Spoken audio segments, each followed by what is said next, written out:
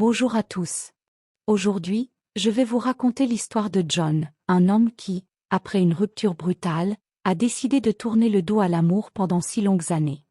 Ce chemin de solitude, rempli de découvertes, de blessures et de reconstruction, l'a finalement mené à retrouver sa liberté et sa passion pour la vie. Tout a commencé lorsque John, alors âgé de 28 ans, a rencontré Elodie. Leur histoire, intense mais chaotique, a duré 2 ans. John était profondément amoureux. Malgré les difficultés, il était prêt à tout pour cette relation.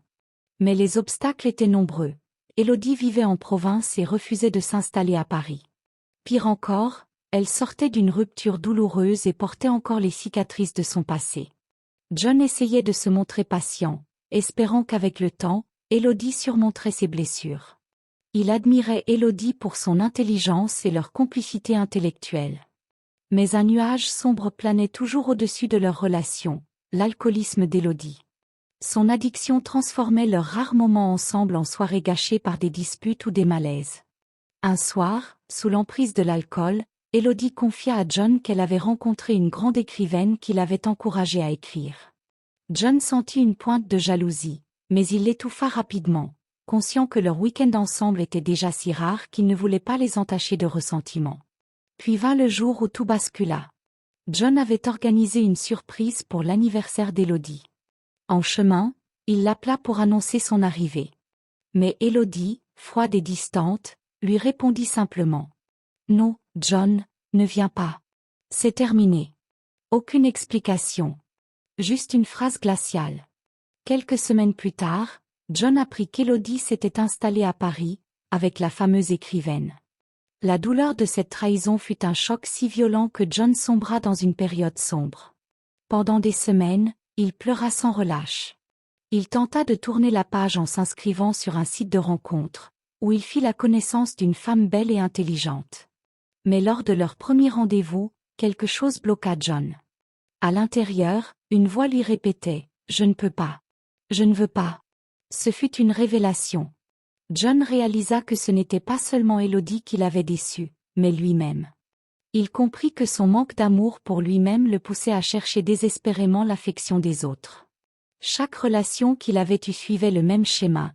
Il se précipitait sans se demander si l'autre lui correspondait vraiment.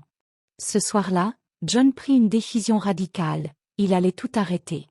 Pas de rencontre, pas de flirt, pas de recherche effrénée d'amour. Il voulait apprendre à se connaître, à guérir ses blessures et à s'aimer.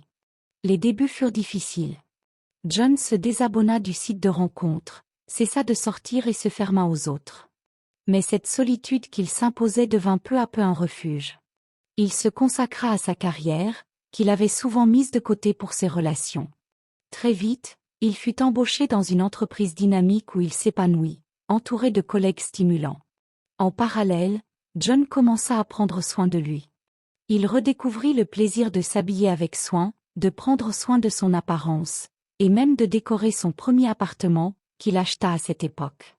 Chaque meuble, chaque couleur, chaque détail de cet espace reflétait enfin ses goûts et ses aspirations. Mais un jour, John prit conscience que sa vie était devenue un désert. En se protégeant de la douleur, il s'était coupé de tout. La solitude, d'abord réconfortante, devint étouffante. Était-il trop tard pour revenir en arrière? Ce fut son corps qui lui donna la réponse. Un printemps, 6 ans après sa rupture, John sentit le désir revenir, doucement mais sûrement.